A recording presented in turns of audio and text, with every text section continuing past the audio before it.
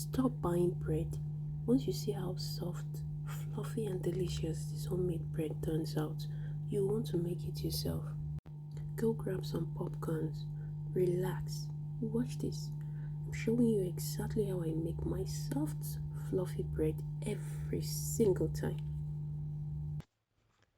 Benedict's table, where every meal is made with love.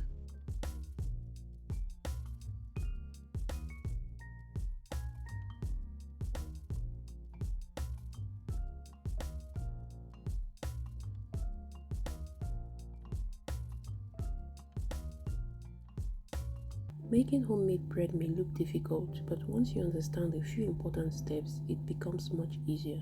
So let's get started. First, I go in with all my dry ingredients and then the wet ingredients. If you watch very closely in this video, I did not activate my yeast, and that's because I'm using instant yeast. I'll be mixing everything together until dough begins to form. Proper kneading is very important because it helps develop the gluten that gives bread its structure and soft, chewy texture. So don't rush this step. While still kneading my dough, let me prepare my pan.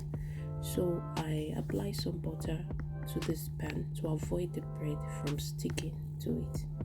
There's an important tip on how to check if your dough has been properly mixed. So if you're a beginner, do not worry, I'm going to show you how to test for this.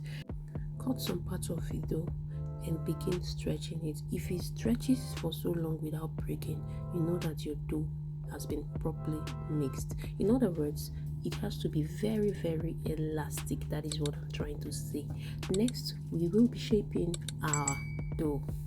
Once you've gotten to the shaping stage, you want to be careful not to handle the dough too aggressively. Now, we want to maintain the softness and structure we've worked so hard to develop. So be gentle with this dough. After shaping, allow the bread to rise. Now I'm not going to be giving you a time frame for this. What you just do is, the moment you discover or you notice that your dough has doubled in size, it is the right time to start baking.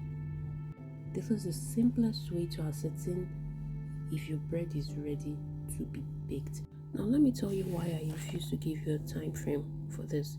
That's because the temperature of our areas varies. Now if I tell you you should allow the bread to rest for 1 hour before baking, and if your area is very cold, 1 hour might not be enough for the bread to rise properly. So what you do is just observe. The moment your bread doubles in size, your dough doubles in size, it is ready to be baked. Now I will be egg washing this dough to give it, that shiny top, but I'm not going to be using egg this time. I'll be using milk. So you can use milk, you can use egg, you can use butter for any of this. You get the same result. Make sure your oven is properly preheated before putting the bread inside. Another common mistake is opening the oven door too often while the bread is baking. This can cause the bread temperature to drop and affect how your bread rises. So take note of all these hints I'm giving you and mistakes to avoid. And look at this. Beautiful, soft, fluffy homemade bread with a lovely golden crust. The secret isn't just in the ingredients, it's in getting the little details right. Don't kill your yeast, don't add too much flour, knead the dough properly, allow it to rise sufficiently, and avoid overproofing. Wow, very lovely, very delicious. It tasted so good, so soft, so milky. Why do I need to buy bread when I can simply make this at home? If you found this bread making tips helpful, give this video a thumbs up, subscribe to the channel, and turn on your notification bell so you don't miss my next recipe.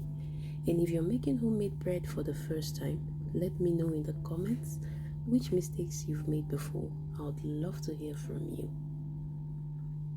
Alright, my beautiful friends, we've come to the end of this video. Stay safe and out of trouble. See you in my next video. Bye.